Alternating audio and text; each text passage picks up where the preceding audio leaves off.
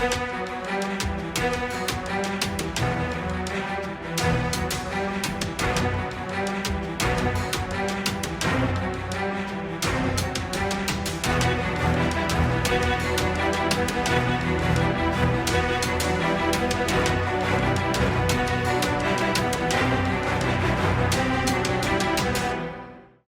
मुळात विषय असा आहे की ही जी वसई विरार महानगरपालिका आहे, या महानगरपालिकेमध्ये जेवढे विभागीय कंत्राटदार आहेत, त्या कंत्राटदारांनी त्यांच्या मार्फत काम करणाऱ्या कामगारांचं म्हणजे जे सुखसुविधा आहेत त्यांनी त्या पुरवलेल्या नाहीत. त्याची मागणी आम्ही श्रमजीवी संघटनेच्या वतीने वारंवार त्यांना पत्रव्यवहार आणि विनंतीद्वारे केलेली आहे. ती करून सुद्धा आज 6 महिने उलटले, हे अधिकारी आणि ठेकेदार त्याकडे दुर्लक्ष करतायत. म्हणून आज आम्ही इथे संघटनेचं जम्बो शिष्टमंडळ घेऊन आलेलो आहोत की यांच्या या चुकीच्या पद्धतीमुळे आज एका कर्मचाऱ्याने आपला जीव गमावलेला आहे. कारण बहुतेक विभागामध्ये अत्यावश्यक सेवा देणारे जे कर्मचारी आहेत, आपल्याला माहिती असेल की मागे 5-6 दिवस कंटिन्यू इथे जोरदार पाऊस झाली आणि मला वाटतं वसई विरारमध्ये खूप म्हणजे इथे पूर परिस्थिती निर्माण झालेली. अशा परिस्थितीमध्ये त्या कर्मचाऱ्यांनी इथे आपली सेवा दिलेली आहे आणि ती सेवा देत असताना त्या कर्मचाऱ्यांना त्या घाणीचं पाणी आहे त्याच्यामध्ये जाऊन त्याला ते काम करावं लागलं आणि त्यामुळे त्याच्या पायाला खाज आली आणि त्याच्यामुळे त्याला इन्फेक्शन झालं. त्या इन्फेक्शनमुळे त्याला हॉस्पिटलमध्ये मेडिक्लेम नसल्यामुळे त्याला ते ट्रीटमेंट मिळालं नाही आणि त्याची आर्थिक परिस्थिती एवढी नव्हती की तो अफोर्ड करू शकतो. पण ह्या मेडिक्लेम जर त्याचा असता तर त्याला तो उपचार मिळाला असता. म्हणून हे माहिती त्यांना आम्ही देण्यासाठी इथे आलेलो आहोत. अधिकाऱ्यांचं असं म्हणणं आहे की आम्ही त्यांना सूचना केलेल्या ठेकेदारांना त्यांनी केलेलं नाहीये. आम्ही त्यांना असं सांगितलं की हे मूळ प्रिन्सिपल एम्प्लॉय आपण आहात, मूळ मालक आपण आहात, आपण ठेकेदाराला इथे नेमणूक केलेली आहे. कर्मचारी इथे वर्षानुवर्षापासून काम करत आहात.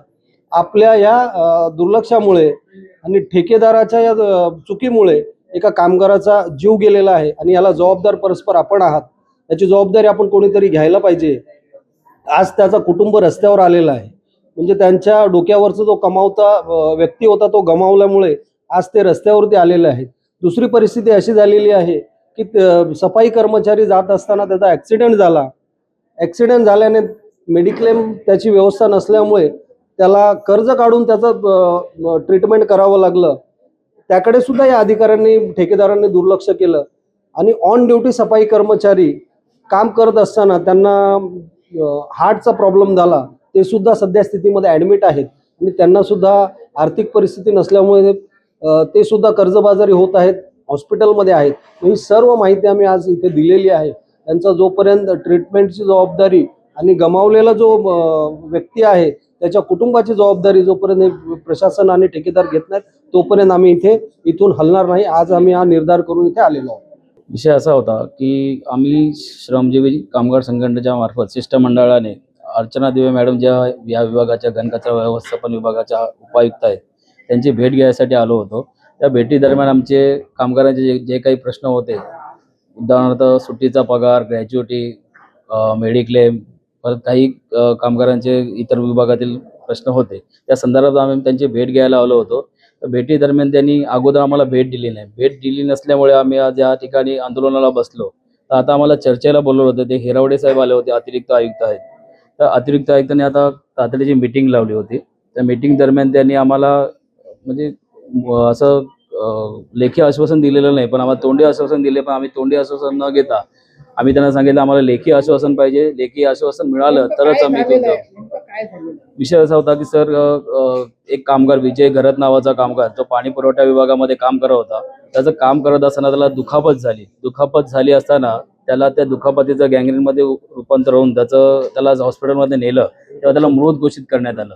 इन्फेक्शन झाल्यामुळे त्याचं निधन झालं असून त्या निधनाचं आम्ही विचारणं यांना करायला आलो. तर ह्याची जबाबदारी घ्यायला कुठलाही अधिकारी तयार नाही. ज्या कंपनीचा जो कामगार काम करत होता त्या कंपनीचं सरळ म्हणणं असं आहे की आम्ही याचं ESIC भरलेला नाही आहे, आम्हाला 2 महिन्याचा ठेका दिलेला आहे. तर आमचं म्हणणं हे आहे, तुम्हाला 2 महिन्याचा ठेका दिलेला असो या 2 दिवसाचा दिलेला असो, ह्याची पूर्णपणे जबाबदारी प्रिन्सिपल एम्प्लॉई म्हणून महानगरपालिकेची होती. पण महानगरपालिका याच्यातून हात झटकत आहे. काय सांगाल, ह्यांनी जो मेडिक्लेम दिलेला नाही किंवा हे त्याला काही कॉम्पन्सेशन दिलेलं नाही, तर काय तुमचं पुढचं पाऊल? नाही, आम्ही याची पुरेपूर त्याची भरपाई मागितली आहे.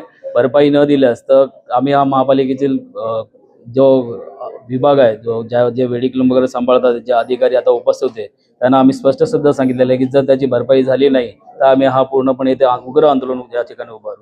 खरं तर एकीकडे बघायला गेलं तर तुमच्या संघटनेचे आमदार सध्या आहेत, वसईचे आमदार स्नेहताई दुर्गे आणि खुद्द जे अध्यक्ष आहेत आपले पंडित साहेब, ते सुद्धा राज्यमंत्री दर्जाचे असताना असं होतं, म्हणजे काय म्हणावं या मागील महिन्यात बैठक झाली. त्या बैठकीमध्ये सन्माननीय आमदार, आयुक्त साहेब आणि आम्ही श्रमजीवीचे सर्व पदाधिकारी उपस्थित होतो. त्या बैठकीमध्ये ह्या सर्व विषयांवरती चर्चा झाली होती आणि एवढी चर्चा झाली, व्यवस्थित चर्चा झाली. या चर्चेमध्ये आपण जे ठेकेदार तुम्हाला सांगितले, त्या ठेकेदारावरती आपण नोटीस देऊन यांच्यावरती कारवाई करण्याचे या महापालिकेमध्ये ठरलं होतं.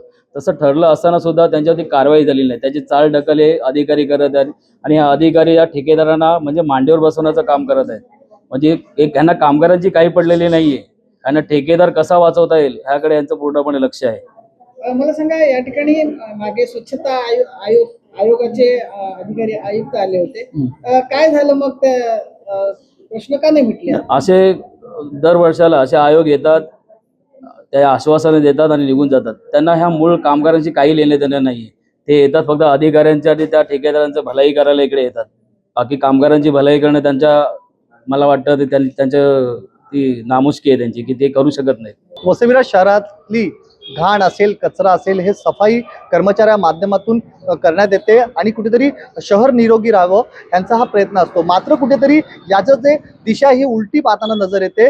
जे सफाई कर्मचारी यांच्याच आरोग्याची खेळ करताना कॉन्ट्रॅक्टर दिसत आहे. एकीकडे जेव्हा सफाई कर्मचारी आपले काम करतात, अनेक पूर प्रसंग झाला त्यावेळेस घाण असेल अशा प्रसंग जेव्हा त्यांच्याकडे आले, त्यांनी पूर्ण शहराची सफाई केली आणि त्या सफाईमध्ये एका कर्मचाऱ्याला इजा होऊन, दुखापत होऊन त्याचा दुर्दैवी मृत्यू झाला. याचा जाब विचारण्यासाठी श्रमजीवी संघटनेने जी आहे ते आयुक्तांना घेराव घातला, त्यांच्या दालना पुढे आंदोलन केलं आणि अशा ज्या कर्मचारी आहेत, ज्या या घाणीचं काम करतात किंवा शहराला सफाई देतात, अशा कर्मचाऱ्यांवर कुठेतरी मेडिक्लेम सारख्या उपाययोजना केल्या पाहिजे, जेणेकरून असे जे झालेले अपघात आहेत किंवा कर्मचाऱ्याला जे काही प्रॉब्लेम्स निर्माण होतात ते प्रॉब्लेम समोर येऊ नये. मात्र या संबंधी विषयी ज्यावेळी आम्ही जे अतिरिक्त आयुक्त आहेत हेरवडे साहेब यांच्याशी बोलण्याचा प्रयत्न केला, त्यावेळी त्यांनी जे संबंधित अधिकारी आहेत अर्चना दिवे यांच्याशी बोलण्याला सांगितले आणि ज्यावेळेस आम्ही अर्चना दिवे यांच्याकडे गेलो त्यावेळेस त्यांनी आम्हाला थेट हुडकावून लावलं आणि सांगितलं की जोपर्यंत वसई शहर महानगरपालिकेचे आयुक्त आम्हाला परवानगी देणार नाहीत तेव्हा त्याशिवाय आम्ही कुठल्याच प्रतिक्रिया देणार नाही, असं स्पष्ट मत दिलेलं आहे. पण या सगळ्या विषयावर जर